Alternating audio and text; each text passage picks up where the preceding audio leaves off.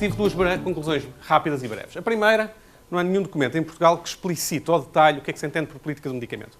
Há muitos organismos, muitas instituições, muitas pessoas que falam na política do medicamento, mas ninguém diz exatamente o que é que entende pelo que é a política do medicamento. Okay? De maneira que acabei por me socorrer de algo que existia na Organização Mundial de Saúde e que me pareceu interessante. Não concordo necessariamente com tudo o que lá está, mas que olha para a política do medicamento não como um objetivo, mas como um processo. E é essa parte que me pareceu interessante e chamar aqui no seguinte sentido. Qual é a definição que eles apresentam? Uma política do medicamento é um compromisso com um objetivo e um programa de ação. Ora, se nós pegarmos nesta definição e tentarmos ver o que é que se passa em Portugal, os principais objetivos da atual política do medicamento são assegurar o acesso, garantir a eficácia, garantir a sustentabilidade, melhorar a prescrição, promover o desenvolvimento. Tem lá mais algumas coisas também. Também tem lá depois uma série de medidas indicativas do que é que eles acham que faz parte da medida do medicamento e que diz que vai beber diretamente ao programa eleitoral. O que falta depois, basicamente, é como é que isto se transforma em processo.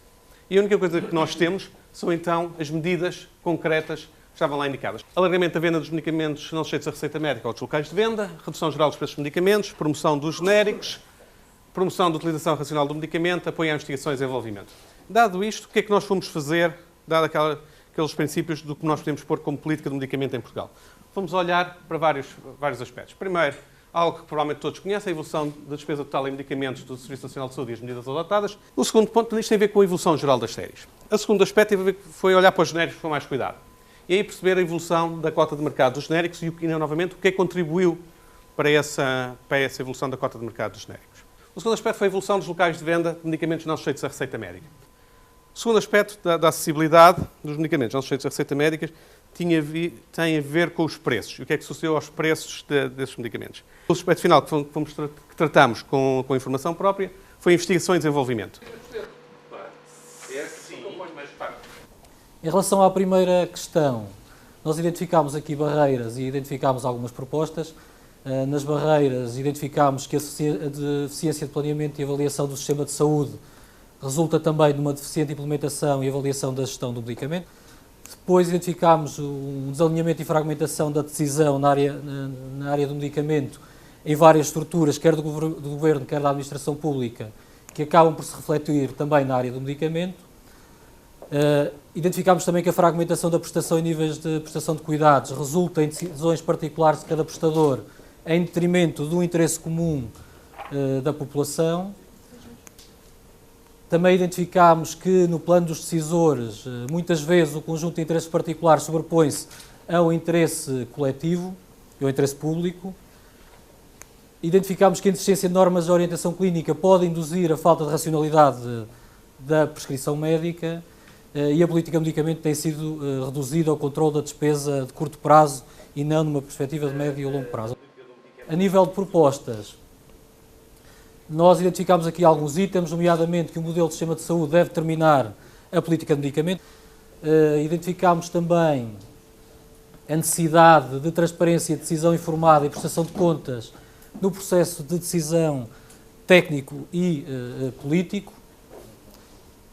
Identificámos que é necessário definir uma framework para a decisão do financiamento do medicamento a nível nacional e depois também, para finalizar, é que é imperativo clarificar a função reguladora, nomeadamente na avaliação permanente das tecnologias da saúde, não só na introdução do medicamento, mas sim em todo o ciclo do medicamento. A primeira questão que nós equacionámos foi a grande dificuldade em existir uma convergência estratégica e de consenso político em torno de uma política de medicamento integrada, instrumentalmente integrada na política geral de saúde. Por outro lado, uma grande incapacidade que existe em todo o setor, em todos os atores do setor do medicamento, nomeadamente também na área política, de conviver com um escrutínio público das medidas efetuadas ou efetuar, ou seja, ninguém avalia nada. Também enfatizámos a questão da ineficácia da informação e da educação ao doente, sendo que o doente está, na maior parte das vezes, fora do processo, do processo de decisão. A dependência do imediato curto prazo. A política do medicamento está muito relacionada com o ciclo das legislaturas. A inexistência de um órgão integrado que realiza a consolidação jurídica ou normativa na área do medicamento é que as decisões políticas deviam ser, tanto quanto possível, science-based. E deviam elas próprias estar imbuídas de uma avaliação de impacto económico ou de impacto social e de não serem apenas decisões políticas no sentido mais simples do termo. A falta de transparência e de previsibilidade de participação ativa dos tais stakeholders beneficiaria com a implementação de alguns instrumentos. A dinamização e a otimização de um observatório do medicamento que já existindo no dispositivo jurídico não observa em boa verdade. A utilização da avaliação do impacto normativo das medidas,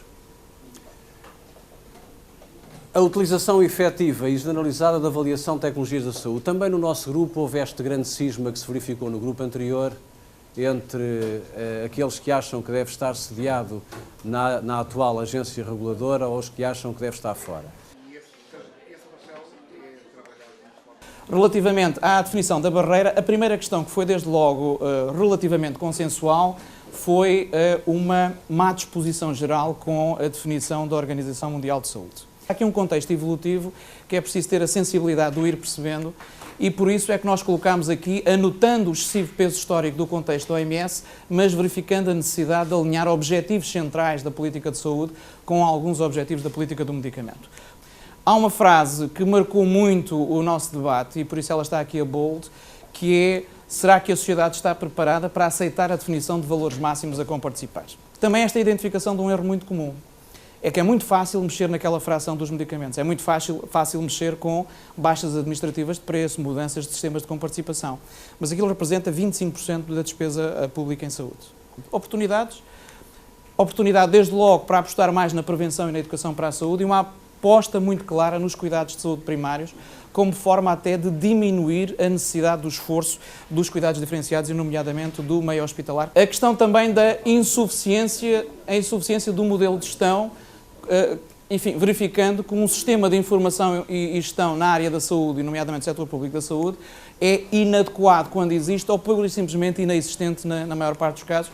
Uma excessiva centralização no modelo de gestão do Ministério, que é também decorrente da anterior, ou seja, porque não existem ferramentas que permitam, de facto, ter alguma flexibilidade na gestão, o modelo de gestão tem uma tendência irresistível para concentrar oportunidades, a necessidade de criar um compromisso alargado para o setor com o alinhamento entre os decisores e os players estratégicos, consensualização, enfim, pelo menos é a nossa interpretação, de que ninguém no espectro ideológico hoje põe em causa o Serviço Nacional de Saúde, pelo menos nos seus aquis, e, como veem, nós resolvemos as nossas divergências com uma frase muito mais simples, dizendo que é necessária uma integração do medicamento e avaliação de tecnologias da saúde, não dizendo claramente qual é o modelo.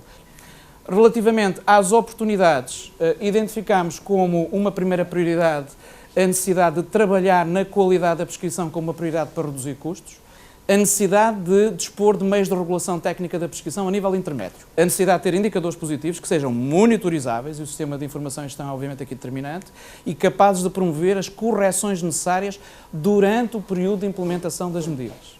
E a importância de uma cultura de trabalho multidisciplinar em equipa e em rede. Por várias palavras, mas houve um grande consenso que a área da saúde tem potencial de desenvolvimento, até mais do que só a indústria farmacêutica, a área da saúde como um todo.